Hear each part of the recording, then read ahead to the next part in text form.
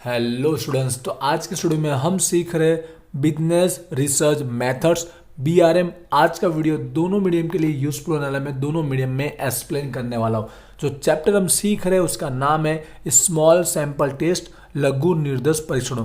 Already इस chapter का एक वीडियो अपलोड हो चुका है जिसमें फर्स्ट मेथड के रिगार्डिंग 3 प्रैक्टिकल्स हम सॉल्व कराए थे, वो जरूर प्लेलिस्ट में जाकर पहले चेकआउट कीजिएगा। आज हम क्या करेंगे, सेकंड मेथड हम अप्लाई करना सीखने वाले हैं, उसके फॉर्मूले देखेंगे, उसके बाद इसका एक प्रैक्टिकल सम्स भी हम सॉल्व करेंगे। इस मेथड के लिए एक और वीडियो अपकमिंग आने वाला है जिससे ये मेथड 2 वीडियो में कंप्लीट हो जाएगा। तो चलिए स्टार्ट करते हैं, वीडियो को एंड तक देखिएगा। कोई क्वेरी है तो कमेंट कीजिएगा और कोई भी चैप्टर के रिगार्डिंग कोई वीडियो चाहते हैं तो मुझे कमेंट कीजिएगा। स्टार्ट करते हैं। तो मेथड का नाम समझिएगा। यहाँ पर मीन ऑफ 2 स्मॉल सैंपल, जहाँ पर जो स्मॉल सैंपल रहने वाले हैं वो दोनों के दोनों कैसे रहेंगे, इंडिपेंडेंट रहने वाले हैं। यहाँ पर बेनिर्देश मध्य को वच्चेनो तफावतनो सार्थकतानु परीक्षण, जहाँ पर दोनों के दो जो निर्देश रहने वाले हैं स्वतंत्र रहने वाले। इसका मतलब क्या होता है, ये मेथड कब अप्लाई की जाएगी, जब यहाँ पर जो सैंपल लिए जाएंगे, जो निर्देश लिए जाएंगे वो दोनों के दोनों, यहाँ पे 2 सैंपल लिए जाएंगे, ठीक है, 2 निर्देश होंगे।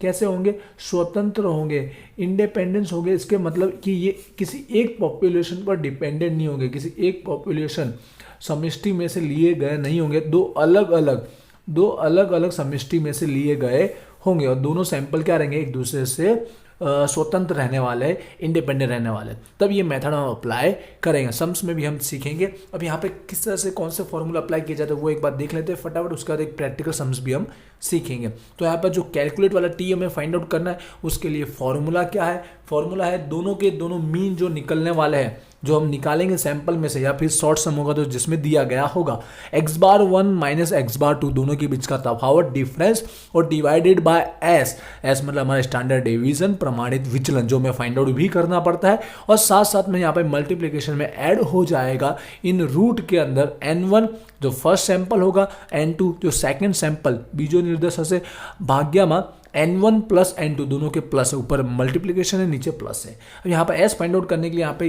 इतने सारे हमारे पास ऑप्शन अवेलेबल होते हैं। जब हमें डायरेक्ट s दिया गया होगा, ठीक है, तब इसके थ्रू हम फाइंड आउट कर देंगे स्टैंडर्ड डिवीजन, ठीक है। लास्ट में हम इसका रूट ले लेते हैं, आप जानते ही है, पहले हम एस स्क्वायर ही फाइंड आउट करते हैं।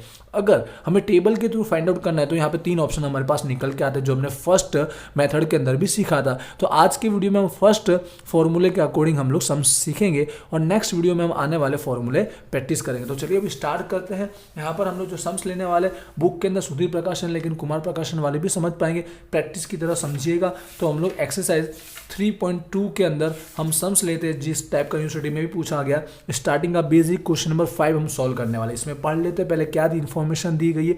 2 टाइप ऑफ बैटरी, 2 अलग अलग टाइप की बैटरीज दी गई जिसे टेस्ट किया गया है, चेक किया गया है लेंथ ऑफ द लाइफ की कितने समय तक वो चलती है। और फॉलोइंग इन्फॉर्मेशन हमें मिली है, फर्स्ट बैटरी ए और सेकंड बैटरी बी, दोनों अलग अलग हुए कि नहीं वो सैंपल, ठीक है। उसमें से यहाँ पर सैंपल की साइज यहाँ पर 10 लिए गए थे और यहाँ पर 12 लिए गए थे। सैंपल की साइज n1 और n2 दिया गया और उनका मीन मध्यक दिया गया है x⁻1 और x⁻2। साथ में सबसे मेन दिखेगा यहाँ पर वेरिएंस लिखा गया है, विचरण लिखा गया है, SD स्टैंडर्ड डिवीजन नहीं लिखा गया है, प्रमाणित विचलन नहीं, वरना वो s हो जाता है। यहाँ पर s स्क्वायर दिया गया, फर्स्ट दिया गया 100, सेकंड दिया गया 121।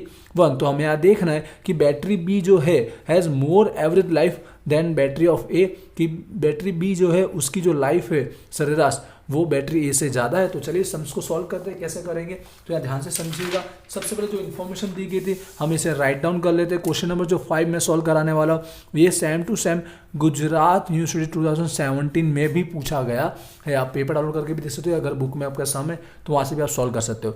तो आपने देखा कि हमें सैंपल निर्देश दिए गए थे n1 और n2, कितने दिए गए थे 10 और 12। उसका मध्यक दिया गया था मीन x⁻1 और x⁻2, जो हमें क्या दिया गया था 500 और 560, और वेरिएंस दिया गया था मतलब s स्क्वायर दिया गया था, फर्स्ट s स्क्वायर और ये सेकंड वाला s स्क्वायर, ठीक है। विचरण दिया गया था डायरेक्ट वेरिएंस, फर्स्ट का 100 और सेकंड का 121। अब इसे अब हम लोग टी कैलकुलेट करेंगे। तो पहले टी का फॉर्मूला राइट डाउन कर लेता हूँ, क्योंकि यहाँ पे हमें डायरेक्ट सारी इन्फॉर्मेशन दे दी गई है। तो यहाँ पर कैलकुलेट वाला टी के फॉर्मूला आप समझ गए होंगे, x⁻1 माइनस x⁻2 यहाँ पर अपॉन में s और मल्टीप्लिकेशन में क्या आएगा, रूट में आएगा n1 के साथ मल्टीप्लिकेशन है n2 का, और अपॉन में क्या है, प्लस में है n1 और n2। तो सबसे पहले हम s फाइंड आउट कर लेते हैं। तो s को फाइंड आउट करने के लिए कौन सा फॉर्मूला हम अप्लाई करेंगे आप समझ गए होंगे यहाँ पर, क्योंकि डायरेक्ट हमें s1 और s2 का स्क्वायर दे दिया गया है, या स्टैंडर्ड वाला भी दे दिया होता तो भी हम कर लेते, क्योंकि हम उसका स्क्वायर कर लेते हैं। ठीक है, प्रमाणित विचलन दिया गया होता, SD दिया गया, तो भी हम यही फॉर्मूला अप्लाई करते। तो देखिए फॉर्मूला लिख लेते, 1 के अपॉन में यहाँ पर n1 प्लस n2 माइनस 2 है, और यहाँ पर n1 के साथ मल्टीप्लिकेशन में फर्स्ट वेरिएंस प्लस n2 के साथ सेकेंड वेरिएंस, सेकेंड विचरण। बस सारी वैल्यू हमारे पास है ही। तो n1 प्लस n2, तो यहाँ पर 10 प्लस 12 माइनस में कितना है 2 ऑलवेज ए फिक्स है 2। ठीक है, ये हमारा डिग्री ऑफ फ्रीडम है, स्वतंत्र मात्रा है। n1 के साथ मल्टीप्लिकेशन करना है s1। देखिए यहाँ पे स्क्वायर डायरेक्ट दिया, इसलिए स्क्वायर की तरह ही लिख लेंगे, इसका स्क्वायर करना नहीं है। लेकिन अगर s करके दिया गया होता जैसे 5, तो हम लोग यहाँ पर स्क्वायर कर देते 25 हो जाता। बस इतना सा डिफरेंस है, बाकी यही फॉर्मूला अप्लाई करेंगे।